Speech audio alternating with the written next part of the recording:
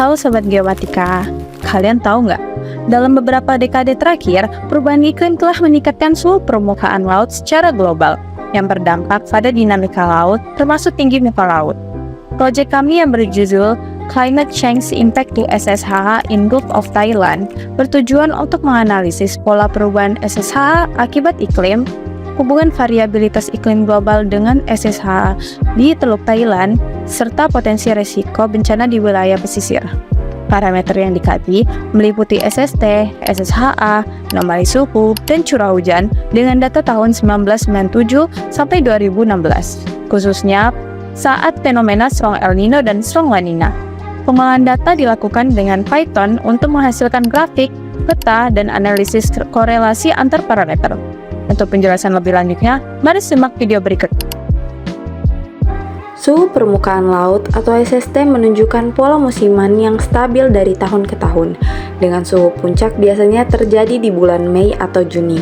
Namun, pada tahun-tahun El Nino seperti tahun 1998 dan 2015, terjadi lonjakan suhu ekstrim yang mencapai lebih dari 30 derajat Celcius. Hasil korelasi statistik menunjukkan bahwa SST memiliki korelasi negatif yang paling kuat terhadap SSHA, yaitu sebesar minus 0,63, yang artinya semakin tinggi suhu laut justru semakin rendah tinggi muka laut. Hal ini terjadi karena peningkatan suhu dapat memperluas massa air secara termal, tetapi juga mendorong redistribusi air laut secara horizontal yang menyebabkan penurunan lokal pada permukaan laut. Kemudian ada anomali suhu, yaitu deviasi suhu dari rata-ratanya. Nilai anomali tertinggi terjadi pada tahun 2015 dan 2016, dengan angka yang menunjukkan pemanasan lebih dari 2 derajat Celcius. Namun, korelasinya terhadap SSH tidak sekuat SST, hanya sekitar minus 0,41. Ini menunjukkan bahwa walaupun suhu tidak normal, pengaruhnya terhadap tinggi muka laut masih tergantung pada variabel lain.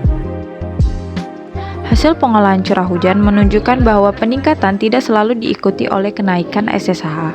Bahkan pada tahun penelitian seperti tahun 2010 dan 2016, di mana curah hujan cukup tinggi, maka nilai SSH justru menunjukkan penurunan.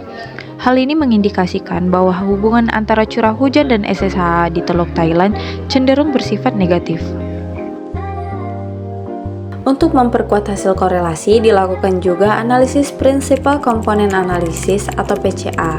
Hasilnya menunjukkan bahwa komponen utama pertama atau PC1 menjelaskan hampir separuh dari total variasi data, yaitu sebesar 49,1%, sangat dipengaruhi oleh SST.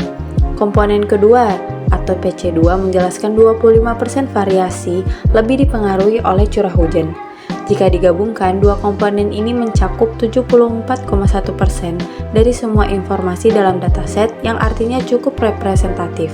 Hasil ini mengkonfirmasi bahwa SST adalah faktor utama yang memengaruhi SSH di Teluk Thailand.